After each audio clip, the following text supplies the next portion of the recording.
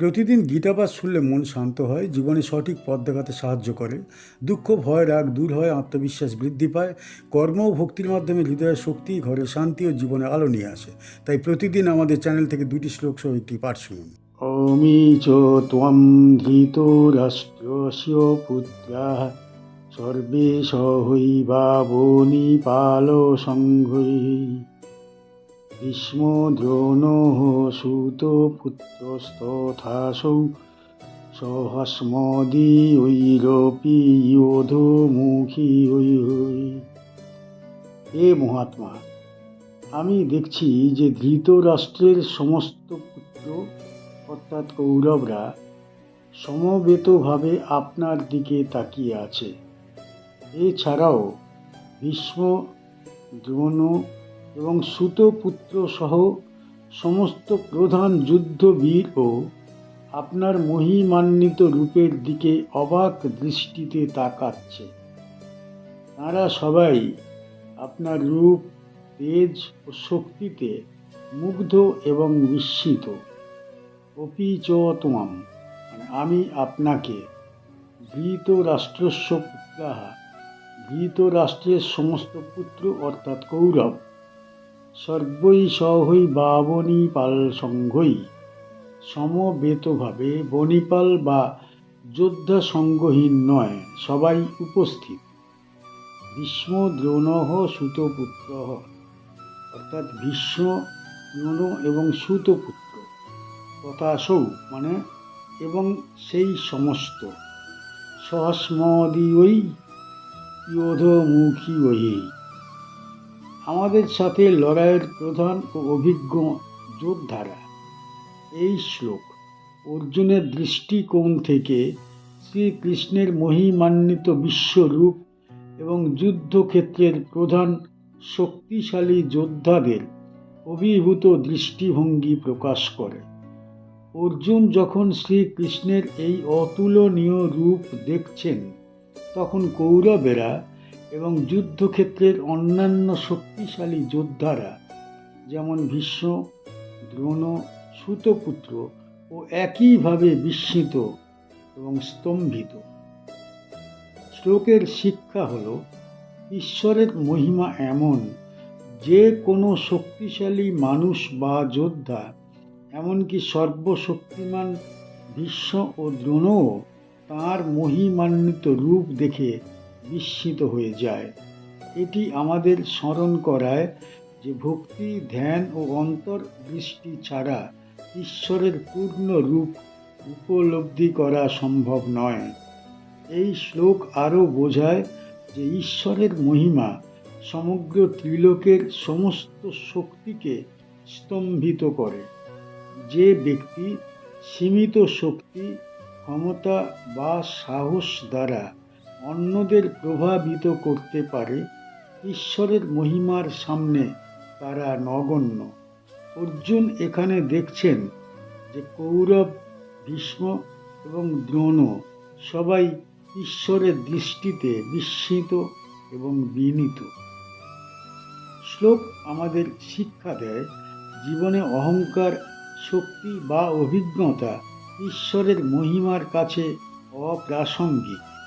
ভক্তি, বিনয় ও ধ্যানের মাধ্যমে কেউ ঈশ্বরের সত্যিকারের মহিমা উপলব্ধি করতে পারে। অর্জুনের দৃষ্টিকোণ এবং কৌরব ও প্রধান যোদ্ধাদের অভিভূত দৃষ্টিভঙ্গি আমাদের শেখায় যে সকল জীবের উচিত সমস্ত অহংকার এবং অহংমুক্ত চেতনা নিয়ে ঈশ্বরের মহিমা গ্রহণ করা। এই শ্লোক আমাদের মনে করিয়ে দেয় যে শক্তিশালী যোদ্ধা বা অভিজ্ঞ ব্যক্তিও ঈশ্বরের মহিমার কাছে বিনীত ও বিস্মিত হয়।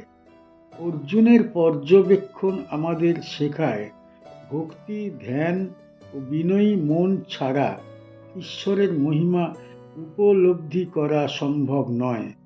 সমস্ত শক্তি, দক্ষতা এবং অভিজ্ঞতা ঈশ্বরের সামনের অনুগ্রহ ও মহিমার তুলনায় নগণ্য।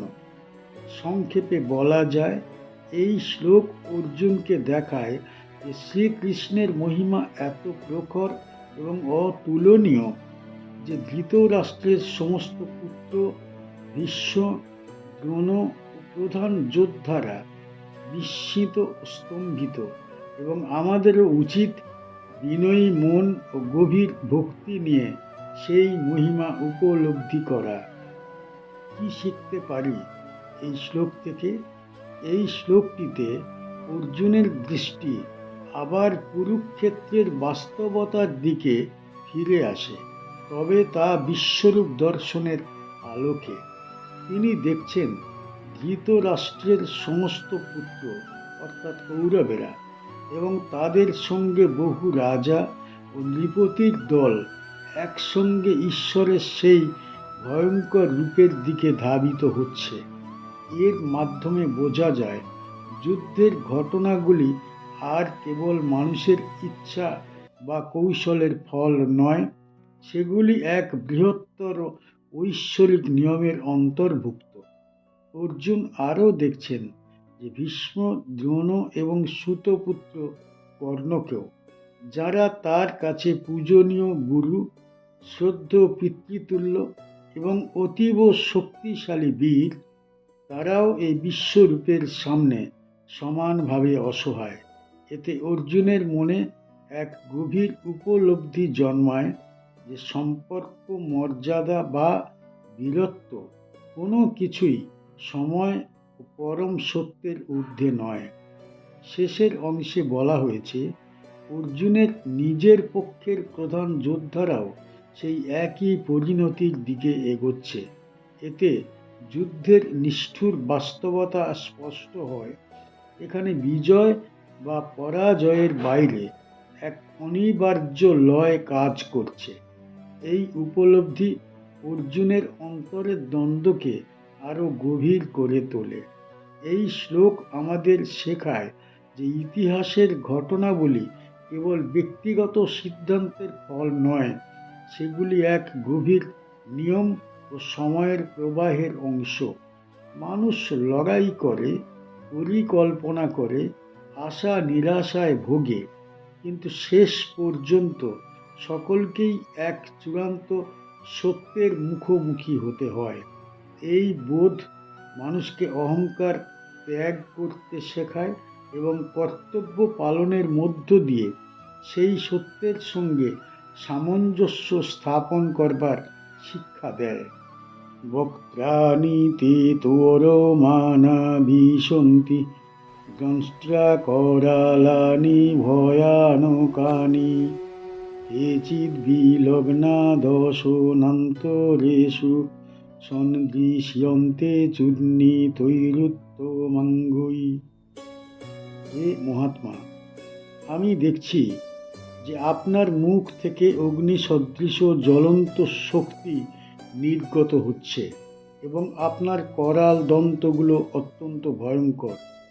কিছু শত্রু বা অশুভ শক্তি আপনার দাঁত এবং করাল অঙ্গের সংস্পর্শে এসে ভেঙে ছিন্ন বিচ্ছিন্ন হয়ে যাচ্ছে, যা দেখে সমস্ত পৃথিবী বিস্মিত ও স্তম্ভিত।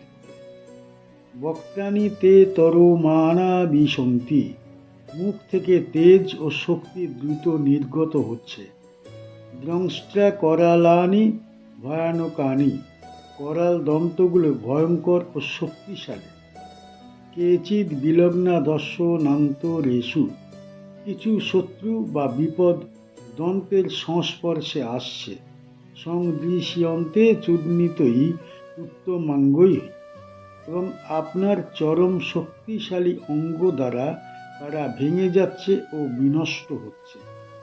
এই শ্লোক অর্জুনের দৃষ্টিকোণ থেকে শ্রীকৃষ্ণের বিশ্বরূপের ভয়ঙ্কর ও রণক্ষেত্রের অসীম শক্তি ফুটিয়ে তোলে।